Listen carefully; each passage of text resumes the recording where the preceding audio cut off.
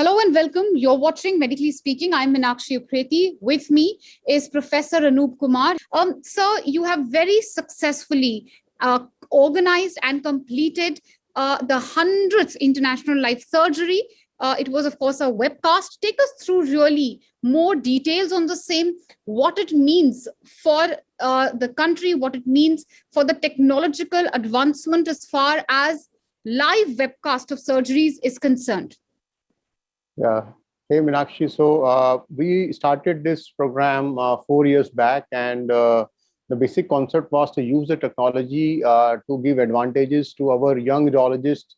They are either studying or practicing in remote areas in the country. And we started with the live surgery of 3D laparoscopy in urology. We started with the complex tumors and reconstructive surgeries, and then we started adding the robotic surgeries also. And therefore, the concept was to use one robotic surgery and one 3D lab surgery twice in a month. And this was under Ministry of Health and Family Welfare, Government of India, online e-education program. And this was being telecasted to 52 premier medical institutes of the country and 20 different countries of the world. So when we started this journey, we got so many positive reviews from our colleagues across the world, and they told us that they are learning tips and tricks of the trade.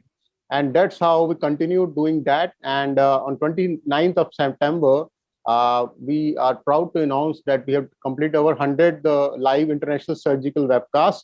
And each webcast is being watched by around 1,500 to 2,000 urologists across the globe.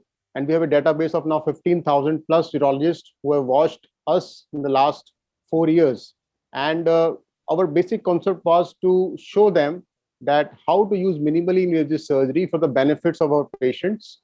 And we can show them that any surgery, if you are doing it right, can be performed by minimally invasive surgery. Right. And so this is also one of the biggest or a new record in the whole of Asia. Isn't it? Take us through really your record-breaking journey. You told us about how you started, of course, with a very small batch 4 years ago, and how you have thousands of doctors, young urologists who are now watching your surgeries live, learning from experienced hands like yours. Take us through the journey, the challenges you faced, and also the records which you have broken, sir. Yeah, I mean, we are really pleased to know that, yeah, that's a record, although we don't work for record, but yes, it's a record because a single surgeon, live surgery webcast, 100 webcast, it's not only the Asia and probably the whole world, this is the new record because I've not come across any other series of this kind of webcast. And when we started this, there were a lot of challenges, and because first of all, you have to have a good setup for that kind of broadcast. And we are very thankful to our Ministry of Health and Family Welfare because they provided us that platform. They included us in that list of medical colleges. They asked us that, yes, you go ahead and start doing this kind of webcast. And once we got the permission from the ministry, then of course, I talked to my colleagues in the India, across the world, and told them this is what we are planning to do. And they all encouraged us. See, they said, yes, you can start this, you can do it, and it will definitely benefit our youngsters. And that's how the journey started. Yes, because when you do live surgery, there are a lot of tensions in the mind of the whole team who are operating, not only the surgeon, but the assistant team, anesthesia team. But because we have been doing it continuously for so many years, now everybody is tuned. And touch wood, we never had any problem. All the patients, they did fine. The surgeries were successful. And we have the full unedited videos of all those surgeries. And they have been also uploaded on the website. So anybody can go, they can see the videos unedited. Right. And also, sir, help us understand, especially when we speak in the times of a pandemic, really, the significance of such live telecasts, also in rural areas, perhaps, where youngsters who have just been posted may not have direct access to you also. So that's absolutely the concept was, because now you can watch this on your mobile phone, on your laptop, on your desktop. All you need is just a internet, and that's too only even a very normal kind of internet with normal speed. You can watch this on your phone. And our concept was that anybody who is in the urology should not be deprived of technology, should not be deprived of good training. Because when I went to US for my advanced robotic training, there was hardly any training center in the country. This was around 8 years back, and I spent 2 years there. I thought we should have something here in India so that people don't have to go outside to be trained. And that's how this is one step ahead, that we are going to continue this. And of course, we are going to start more and more training opportunities for our youngsters.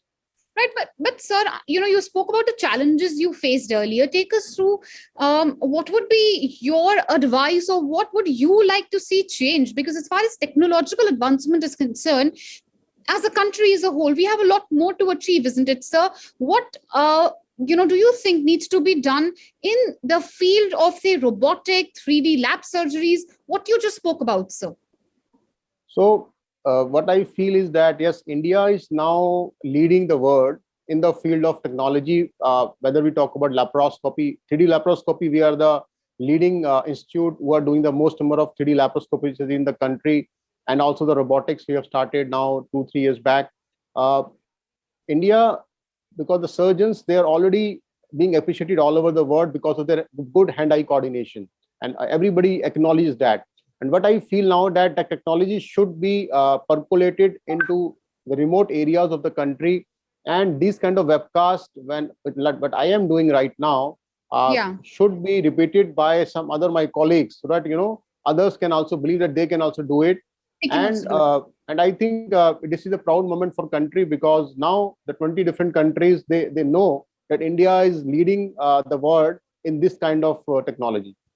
Right. And so my last question to you, you spoke about how, you are, of course, contributing in the field of information dissemination in the age of the technological advancement which India is seeing, sir.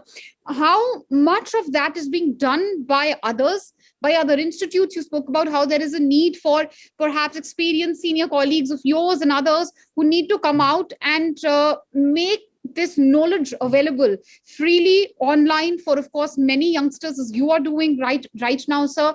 What would you say to your colleagues, to other experienced hands? How can they contribute to the same, sir? Final question to you.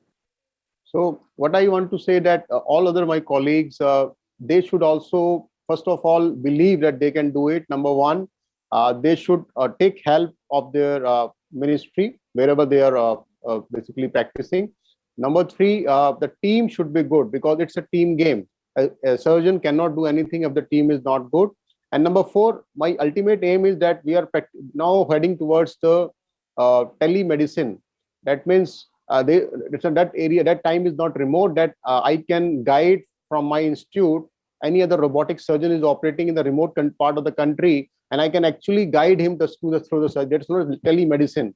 And this is the one step ahead. And this is what I am aiming. In the next 2-3 years, we'll be practicing telemedicine in the country, which I think still date only 1 or 2 pilot projects have been done, but not in clinical use. So this is what the future is. And of course, the artificial intelligence, which is coming now in the robotics, this is our future. And I think this will benefit our patients very much. All right, sir. This has been a rather vetting and a very informative conversation. Thank you for giving time to NewsX. Thank you for speaking to us, sir.